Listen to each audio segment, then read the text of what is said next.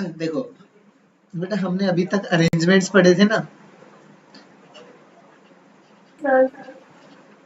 अब बात ये आती है कि आपने अरेंजमेंट्स पढ़े और आपने अभी तक भाई 4 या 5 तक के अरेंजमेंट देखे। अगर मैंने आपको नंबर दे दिए, जैसे 100 में आपको डिजिट्स दे देता हूँ कोई भी, ठीक है, और 100 ये 100 डिजिट देने के बाद मैं आपको बोल रहा हूँ अरेंज, आपको कोई भी 10 डिजिट का यहाँ पे नंबर बनाना है। तो भाई 10 तक तो फिर भी आपके पास थोड़ा सा इजी है, आप जा सकते हो। मैं बोल रहा हूँ 100 आपके पास डिफरेंट डिजिट हैं, आप यहाँ से 50 डिजिट्स को एक साथ लेके कितने अरेंजमेंट कर सकते हो, उसके बारे में हम बात करते हैं।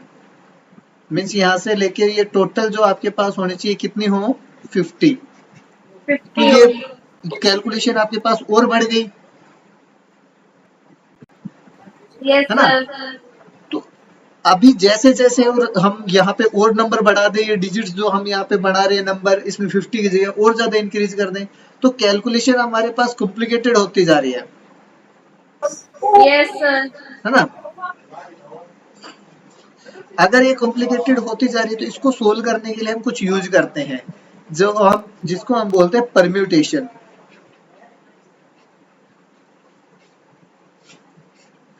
ठीक है, तो परम्यूटेशन भी कुछ और नहीं है, परम्यूटेशन है अरेंजमेंट ही, arrangement of n elements. Elements बोल दिया, नंबर्स बोल दें, taking r at a time. भाई टोटल जैसे हमने यहाँ पे 100 ले रखे थे, तो एन तो हो गया 100 और आर हो गया 50। क्लियर। तो ये जो यस परम्यूटेशन है, सर। ये आपके पास इसी तरह के अरेंजमेंट बता रहा है। और हमने कल जब पढ़ रहे थे, कल और परसों में, तो हमने दो टाइप के अरेंजमेंट देखे थे। एक तो कब, जब रिपीटेशन नॉट अलाउड, और एक आपने बोला था रिपीटेशन इज अलाउड। अलाउड। दो चीजें बोली थी आपने, repetition is not allowed and repetition is allowed. तो बेटा हम जब यहाँ पे बात कर रहे हैं ये पहले वाला, तो ये आपके पास कब है, जब रिपीटेशन इज नॉट अलाउड।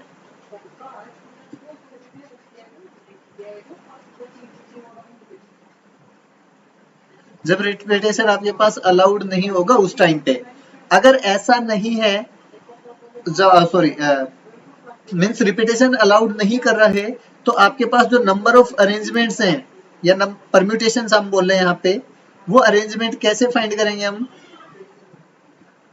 ये नंबर ऑफ अरेंजमेंट फाइंड करते हैं NPR से। मीन्स एक फॉर्मूला है NPR का, मीन्स क्या हुआ देखिए, यहाँ पे हमने लिखा बेटा N P और R। तो ये तो टोटल एलिमेंट हो गया आपके पास एट ए टाइम, कितने ले रहे हैं उसके बारे में बात कर रहे हैं। और P मीन्स परम्यूटेशन, ठीक है। और दूसरी चीज, जब हम परम्यूटेशन के बारे में बात कर रहे हैं, तो बेटा यहाँ पे ऑर्डर मैटर करता है। ऑर्डर के मैटर करने का मीन्स ये हो गया, जैसे हमने फिजिक्स बुक्स का एक एग्जांपल लिया था। हमने बोला था फिजिक्स, केमिस्ट्री और मैथ्स, 3 बुक है आपके पास। हमने इनको आगे पीछे रखा है, इट मीन्स इनका ऑर्डर मैटर कर रहा था। भाई फिजिक्स केमिस्ट्री मैथ था, मैंने यहाँ पे केमिस्ट्री, फिजिक्स और मैथ रख दिया, तो ये एक अलग अरेंजमेंट था, ये एक अलग अरेंजमेंट है, दोनों में अलग अलग अरेंजमेंट आया। और जैसे जैसे हम इनकी पोजीशन चेंज करते जाएंगे, हमारे पास अरेंजमेंट्स भी चेंज होते चले जाएंगे। होते जाएंगे। हाँ, तो जब भी आप परम्यूटेशंस के बारे में बात करनी होगी, बाकी मैं आपको ज्यादा अच्छे से क्लियर करूंगा जब हम कॉम्बिनेशन पढ़ लेंगे। क्योंकि एक कंफ्यूजन आता है हमारे माइंड में कि भाई परम्यूटेशन कब यूज करना होगा और कॉम्बिनेशन कब यूज करना होगा। जब हम कॉम्बिनेशन पढ़ लेंगे उसके बाद, तब जब हम कॉम्बिनेशन पढ़ेंगे तब हम इसको और अच्छे से क्लियर करेंगे। ठीक है सर। ठीक है, तो देखो परम्यूटेशन भी ज्यादा कुछ नहीं था, बस अरेंजमेंट है और इसमें ऑर्डर मैटर कर रहा है। फिलहाल के लिए आप इतना ध्यान रखिए। अब ये जो NPR मैंने लिखा है, इसको सोल्व कैसे करेंगे उसके बारे में बात करते हैं। आपने लिखा NPR मीन्स n एलिमेंट थे, R को एक साथ लेके आप कितने अरेंजमेंट कर सकते हैं, उसके बारे में। तो इसके लिए एक फॉर्मूला है n factorial divide by n minus r factorial. और ये फॉर्मूला कब यूज करते हैं हम? जब रिपीटेशन अलाउड नहीं है उस टाइम पे। नहीं होती। हाँ, रिपीटेशन अलाउड नहीं होगी उस टाइम पे यूज करेंगे हम ये वाला फॉर्मूला। ठीक ठीक है, है sir. If repetition is allowed, if repetition is allowed then जो आपके पास टोटल नंबर ऑफ परम्यूटेशंस होंगे वो कितने होंगे?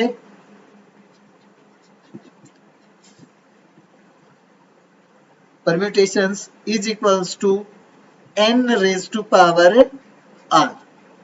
भाई टोटल कितने एलिमेंट हैं और कितनी जगह आपको अरेंज करने हैं उतनी ही उसकी पावर कर देंगे आप। जैसे कल हम कर रहे थे कि भाई अगर हमें 3 जगह अरेंज करने हैं, x 1 2 3 4 और 5, इन 5 एलिमेंट्स को, तो पहले के लिए भी 5 चॉइस है, सेकंड वाले के लिए भी 5 चॉइस है, थर्ड वाले के लिए भी 5 चॉइस है।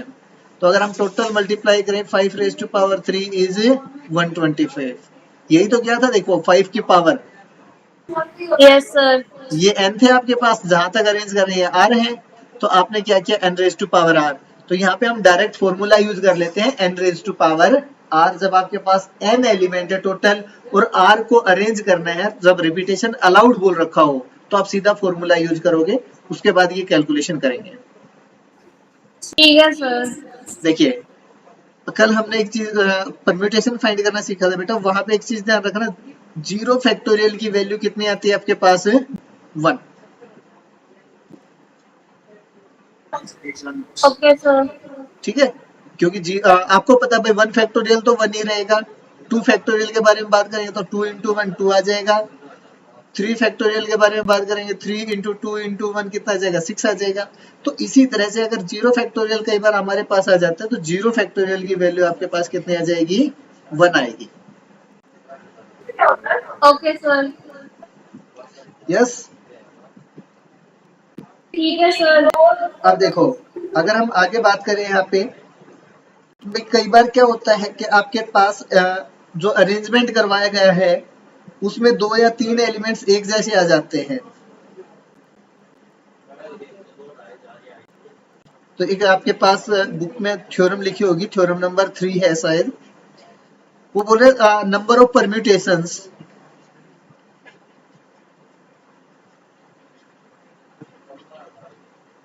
of n objects where p objects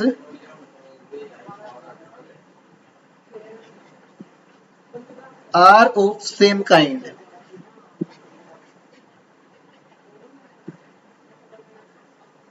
and rest are different।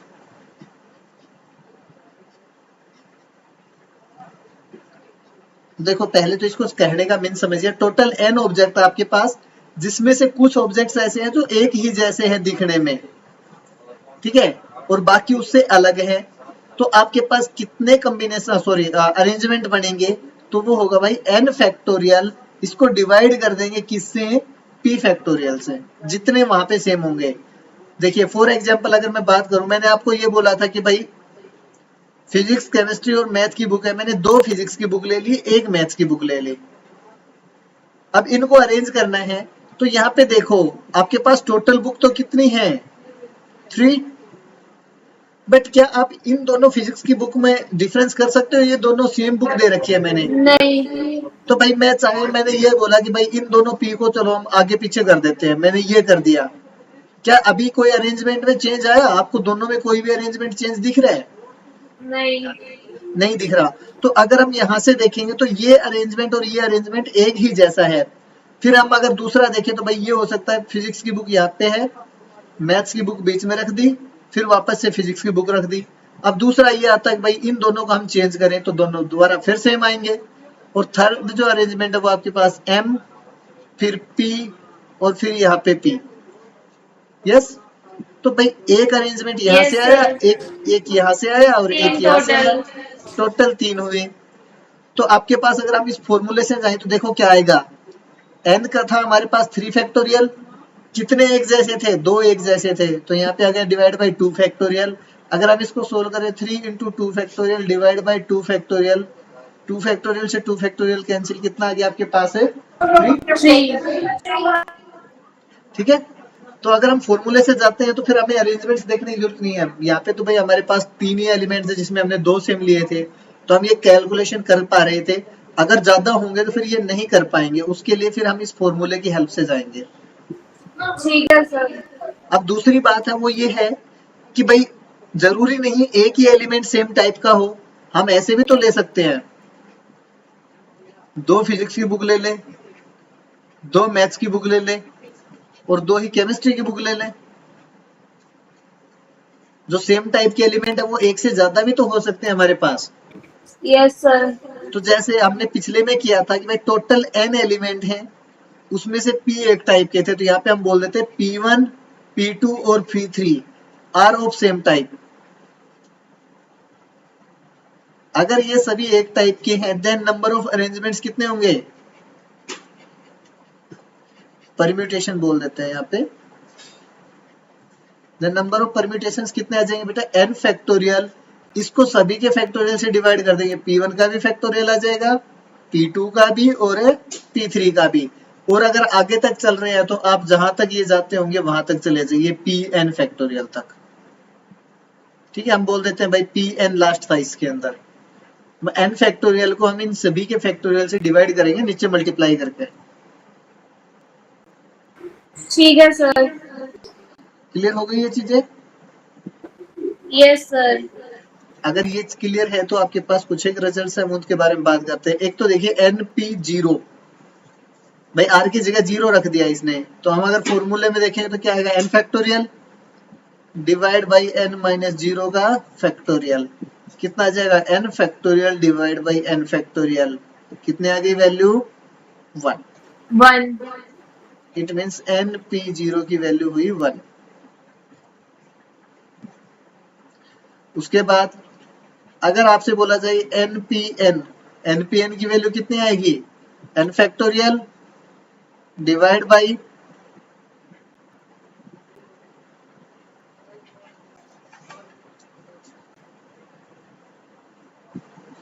n minus n factorial. n factorial ऊपर हो गया, नीचे कितना आएगा 0 फैक्टोरियल। भाई 0 फैक्टोरियल की वैल्यू कितनी आएगी 1। 1। तो NPN अगर आपके पास कहीं पे भी दिखाई देता है NPN का मीन्स हो गया n फैक्टोरियल। n factorial.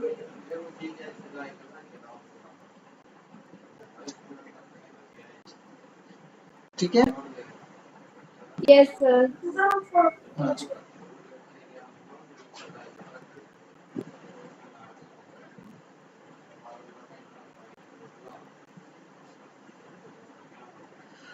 चलो आगे चलते हैं एक्सरसाइज पे अपनी पे। इन्हीं रिजल्ट्स के बेस पे अपनी पूरी एक्सरसाइज डिपेंड है।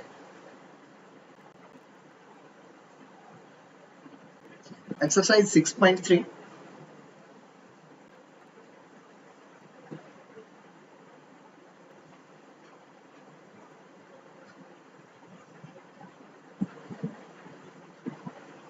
देखिए फर्स्ट क्वेश्चन क्या बोल रहा है। फर्स्ट क्वेश्चन में how many 3 digits number can be formed using the digits 1 to 9। N आपके पास 1 to 9 कितने हो गए, मीन्स 1 2 3 4 5 6 7 8 और 9, कितने डिजिट हो गए 9। 9। ठीक है, और इन्होंने कितने डिजिट्स का बोला था 3 डिजिट का number, 3 then r digit, is तो इक्वल r टू इज कितने हो इक्वल्स गए टू 3। 3। अब आपसे बोलेगा कितने बन सकते हैं, तो नंबर ऑफ परम्यूटेशंस कितने हो जाएंगे, जितने यहाँ पे परम्यूटेशन बनेंगे उतने ही नंबर होंगे। तो क्या आएगा आपके पास NPR, और NPR के लिए n factorial divide by n minus n minus r r factorial. Factorial. n कितना है 9 factorial divide by 9 minus 3 6 factorial. Factorial. 9 factorial ऊपर डिवाइड बाई 6 फैक्टोरियल। अगर इसको सोल्व करेंगे तो देखो 9 8 7 पूरा, उसके बाद 6 फैक्टोरियल डिवाइड बाई 6 फैक्टोरियल, ये दोनों कैंसिल।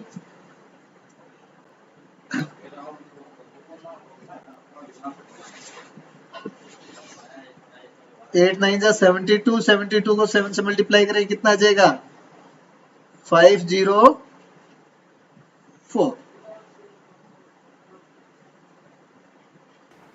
ठीक है। Yes, sir. सेकंड क्वेश्चन में भी देखिए, यहाँ पे बोला गया हाउ मेनी 4 डिजिट नंबर। भाई 4 डिजिट का मीन्स आर की वैल्यू दे दिया हमसे 4, आर दे r with no digit repeated. अगर भाई इन्होंने डिजिट्स नहीं दी तो इट मीन्स ये बात करेगा इसी में 0 को और ऐड कर लीजिए।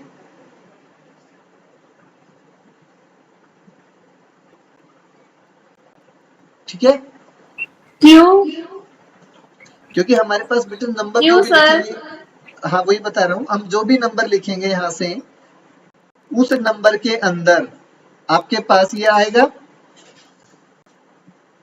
0।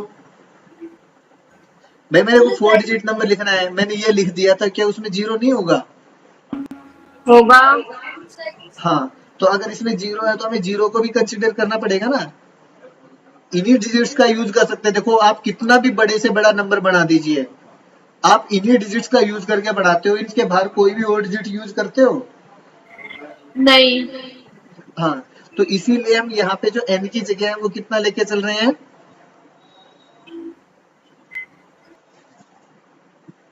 10 लेके चलेंगे।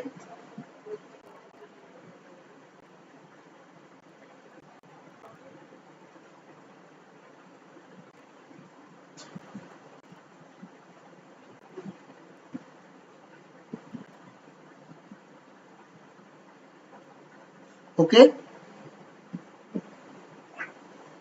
ठीक है सर। अब देखो एक चीज देखना भाई, आपसे बोला गया 4 डिजिट का नंबर होना चाहिए। अगर 4 डिजिट का नंबर है तो क्या 0 इस प्लेस पे आ सकता है? नहीं। क्योंकि अगर हमने स्टार्टिंग में 0 लगा दिया तो वो तो 3 डिजिट का नंबर ही बनेगा। Yes sir. तो इस डिजिट के लिए तो आपके पास ओनली 9 चॉइस है, तो हम पहले इन 3 डिजिट्स को फाइंड कर लेते हैं और एक डिजिट यहाँ पे आएगी। अब देखो इस क्वेश्चन को करना कैसे है, हम पहले 3 डिजिट्स के लिए कैलकुलेट करते हैं नंबर ऑफ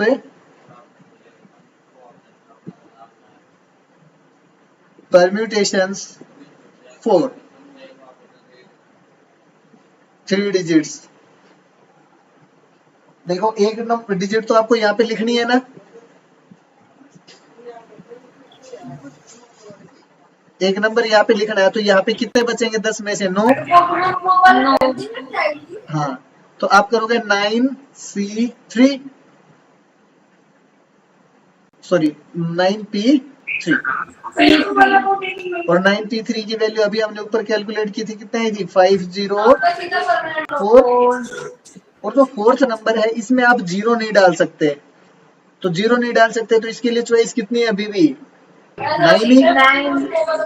तो अगर आपके पास बात करें टोटल जो परम्यूटेशन है वो कितने बनेंगे? नहीं आया मेरे को समझ।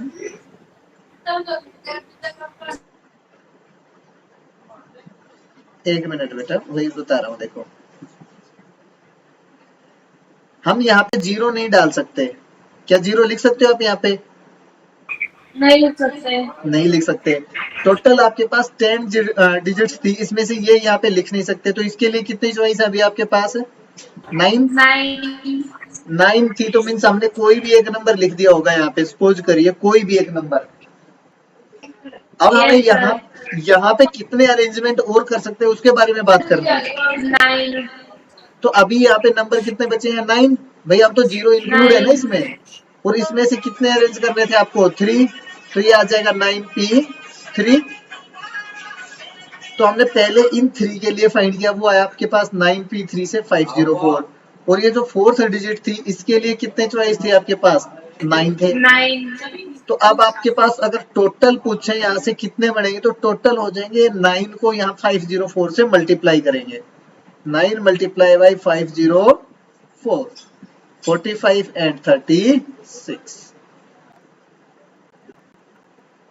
ठीक है, जब हमारे पास अगर ये कंडीशन नहीं होती, अगर देखो इसी क्वेश्चन में अगर इन्होंने ये 1 से 9 तक दे रखे होते ना तो हम सीधा 9p4 कर लेते, फिर हमें कोई प्रॉब्लम नहीं थी। ठीक है सर। हाँ, तो क्वेश्चन जो भी होगा उसको एक बार थोड़ा ध्यान से पढ़ेंगे।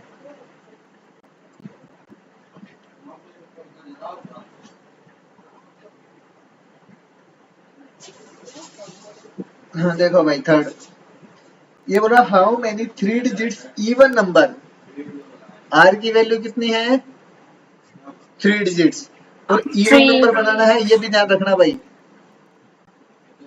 और डिजिट्स जो है आपके पास वो डिजिट्स दे रखी है 1 2 3 4 6 और 7,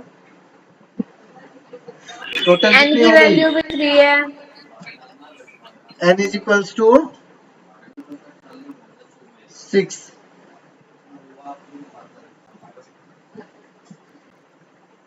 ठीक है। ठीक है सर। हाँ, अब यहाँ से अगर आपको 3 डिजिट्स बनाने हैं इवन नंबर तो आप कैसे बना सकते हैं, देखो जैसे पिछले में किया था वैसे ही देखिए। यहाँ पे अगर आपको इवन नंबर बनाना है तो यहाँ पे आपके पास क्या आ सकता है 2 4 या 6 में से कोई भी एक नंबर आएगा यहाँ पे। Yes sir. तो पहले नंबर को फिल करने के लिए आपके पास कितने चॉइस हैं, 3। यूनिट प्लेस हैव या फिर can be field by 3 different ways. Yes sir. ठीक है, तो यूनिट प्लेस आपने किसी भी 3 डिफरेंट वे से भर दिया भाई, कोई भी एक नंबर भर दिया आपने, सपोज हमने यही भर दिया होगा, बाकी के लिए कितने बच गए 1 2 3 4 5। तो अब आपके पास n की जो वैल्यू वो हो गई 5 और स्पेस कितने बचे हैं 2। तो आपके पास रिमेनिंग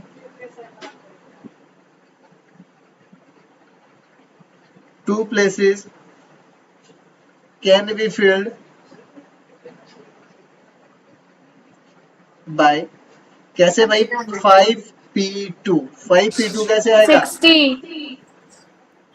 5 इंटू 4 इंटू 3 60 20 आएगा। 60, यस। तो टोटल कितना आ टोटल जाएगा भाई यहाँ से 180। 60 multiply by 3 is equals to 180। 180। Yes, yes sir. Question number 4 पे ट्राई कर सकते हैं।